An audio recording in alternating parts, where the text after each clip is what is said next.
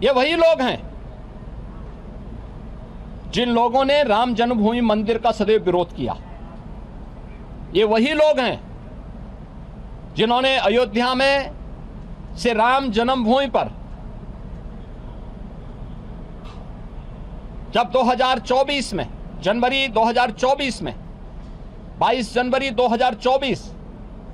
जब आदरणीय प्रधानमंत्री जी के द्वारा अयोध्या में श्री राम जन्मभूमि मंदिर में 500 वर्षों के बाद श्री राम जन्मभूमि पे प्रभु श्री राम की रामलला की प्राण प्रतिष्ठा का समारोह हो रहा था, उस कार्यक्रम में आमंत्रण के बावजूद ये लोग नहीं गए। ये लोग उन मुद्दों पर सदैव मौन बने रहे, लेकिन आज ये आस्था की बात करते हैं। जो प्रभु राम और प्रभु कृष्ण को के अस्तित्व पर प्रश्न खड़ा कर चुके हैं, वे आज आस्था की बात करते हैं। जो राम भक्तों से अयोध्या की गलियों को लहूलुहान कर चुके हैं, वे आज आस्था की बात करते हैं। और इन लोगों का आचरण आश्चर्यचकित यानी आश्चर्यजनक है कि ये लोग आज आस्था की चर्चा वे लोग कर रहे हैं जो लगातार इन मुद्दों को लेकर के हिंदुओं को और भारत की सनातन परंपरा को कटघरे में खड़ा करते रहे हैं। आज सदन में इनका यह आचरण आप सबने भी देखा है, किस तरीके से अध्यक्ष पीठ की अवमानना समाजवादी पार्टी के सदस्यों के द्वारा किया गया।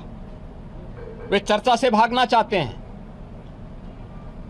जनता से जुड़े हुए मुद्दों पर चर्चा नहीं करना चाहते हैं, ऐसे मुद्दे पे उठा करके माहौल खराब करने का प्रयास कर रहे हैं जिन मुद्दों का सदन से लेना देना नहीं था। लेकिन फिर भी दूध का दूध और पानी का पानी हो, इसको लेकर के जब अध्यक्ष पीठ ने अपनी व्यवस्था दी तो उसको मानने को तैयार भी नहीं। वह सदन चर्चा का विषय होता है, एक संवाद होता है, समीक्षा होती है, एक परिणाम पे हम लोग पहुंचते हैं। ये लोग उन मुद्दों पे चर्चा नहीं कराना चाहते हैं, केवल माहौल खराब करके जनहित से जुड़े हुए मुद्दों को डाइल्यूट करना चाहते हैं। और इसीलिए इन्होंने पूरे सदन की कार्रवाई को भी बाधित करने का प्रयास किया, अध्यक्ष पीठ की भी अवमानना करके पूरे माहौल को तनावपूर्ण बनाने का कुत्सित प्रयास इनके द्वारा आज विधानसभा के अंदर किया गया है। मित्रों, समाजवादी पार्टी और कांग्रेस का यह आचरण उत्तर प्रदेश के साथ साथ सनातन धर्मावलंबियों का अपमान भी है, 25 करोड़ जनता के हितों पर कुठाराघात भी है।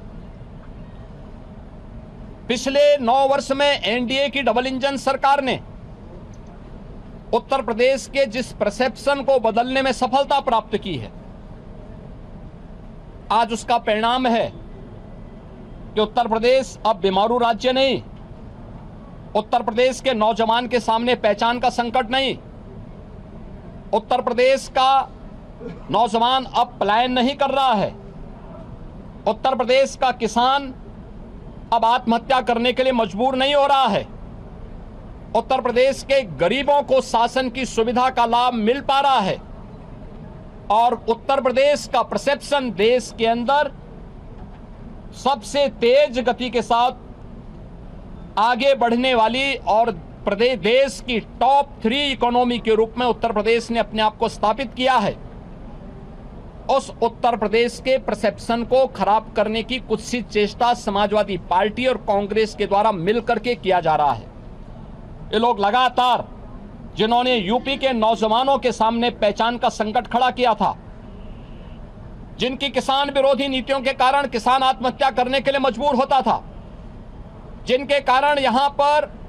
प्रदेश के अंदर परंपरागत उद्यम चौपट हो चुके थे,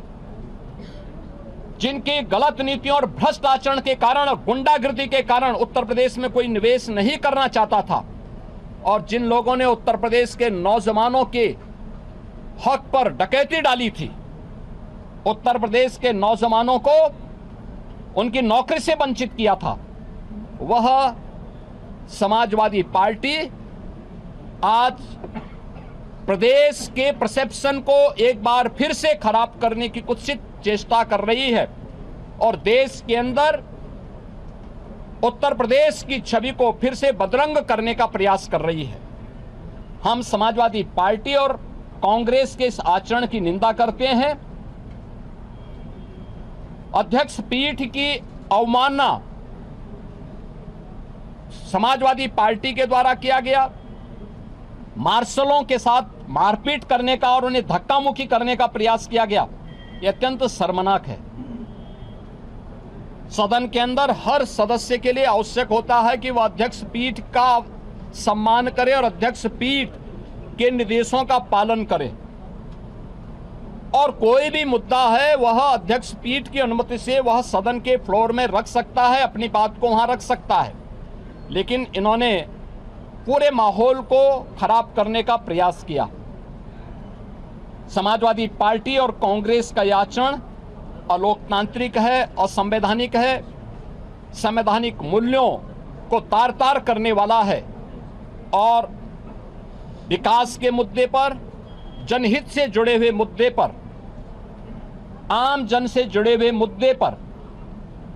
स्वस्थ चर्चा को आगे बढ़ाने की बजाय इस मुद्दे को डाइल्यूट करके